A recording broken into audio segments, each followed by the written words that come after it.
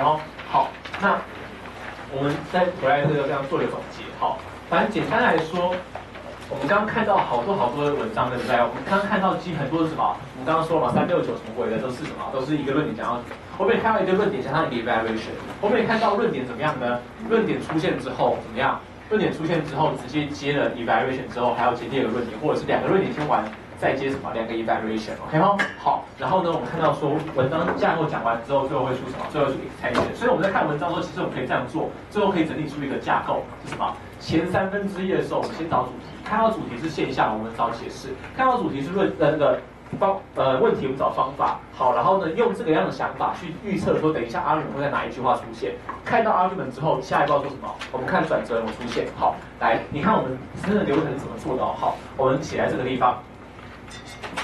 文章一开始看到 topic， 判断什么是什么样的论点。好，比如说举个例子好了，来 topic 叫现象。好，请告诉我现象会出现什么东西？解释嘛，对不对？所以我们知道说怎么样，等一下看到会解释1。好，文章1/3之前，我看到解释1。好，这时候我们接下来要做什么事情？心里面要有什么样的想法？我们要知道，我们要抓转折有没有出现？因为如果没有转折，文章就变成什么？讲到底，结束了 ，GG 了，这样子。好，除非怎么样呢？好，如果没有转折的话，就是直接讲到底，然后怎么样呢？或者是讲到底之后，再跟了一个延伸段，讲举例证明。讲延伸推论，讲什么局限修正，大家听懂我意思吗 ？OK 哦，我们刚看到很多这样的文章，对吧？好，再来，如果今天文章有出现转折的话，大惊，那要怎么办呢 ？OK 哦，这时候我们要去看什么？我们要去看说这个转折后面跟的是什么。如果直接打他脸的话，代表什么意思？文章有可能就这样结束了，有可能怎么样呢？有可能再跟着第2个论点，再跟什么？再跟第2个 evaluation。OK， 大家听懂我意思吗？好，这时候我们就要看这个，如果是批评的话，后面文章篇幅还有多少？会不会？然后如果篇幅还有的话，怎么样呢？它有可能是跟，如果篇幅没有的话就结束了啦。如果篇幅还有，它有可能是跟这个东西，它也有可能是什么？它也有可能是写延伸段。大家听懂我意思吗 ？OK 哦，它有可能是直接打脸之后再写延伸段这样子。好，那再来。如果今天发现说转折之后提出的不是批评，而是另外一套论点的话，而是解释2的话呢，那我们就知道怎么样呢？等一下会是2个解释一起评论 ，OK 好 ，evaluation 1+2，好，所以你会发现说，在每一步上面我们要去判断的东西都是有所本的，就是你不会变成说看文章看到一半你突然 monkey， 这样子懂我意思吗？不是那个 monkey， 而是 monkey 这样子 ，OK 哦，就是懵掉这样子，你不会觉得你不会。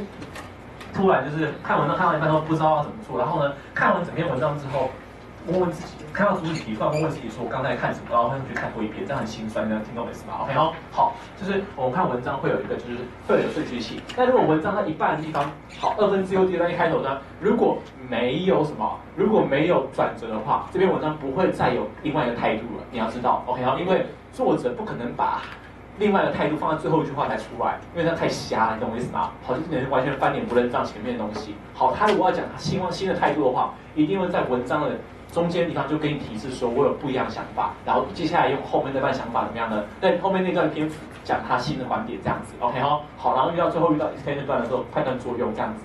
好，然后呢，在看到转折的时候，我们特别去注意到哪些地方？好。注意到什么？作者有没有出现？有没有转折？好，这在文章的一半的地方啦。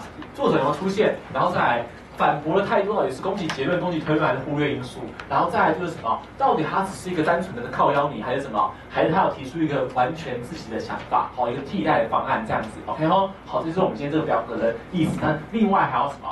另外还有就是这个地方，就是我们说文章中除了观察论点、推测论点之外，如果看到里面有任何可能会考的地方的时候，你都要先把它稍微记下位置然后等一下如果考到的话，这东西就成为你节省时间最大的资源。OK， 然后我们阅读最大的问题不在于你不在于说你今天笨，或者是你今天推不出答案。我可以跟你讲一个事实，就是我有一次把阅读范式全部都中文的，然后拿给别人，拿给一个人做这样子，然后他原本那篇文章是就是他原本阅读很烂，好，他可能一篇文章可以5题错个4题之类的，就它那篇文章可以全对 ，OK 哦。那你的那篇文章长什么样子吗？那篇文章印第安的水泉，它全对了 ，OK 哦。它阅读题原本很大，可是我只把它全部翻中文而已，好，而不是把题目全部翻中文。所以，请问各位，这是谁有问题呢？这不是你的智力有问题，听懂我意思吗？这是你的时间没办法让你能够安心的读懂一篇文章，大家听懂我意思吗 ？OK 哦，好，所以我们现在重要的点就在于什么？我们必须要把时间省下来，让你安心的去读懂文章。那呀，去定位完之后，可以把多的时间拿去思考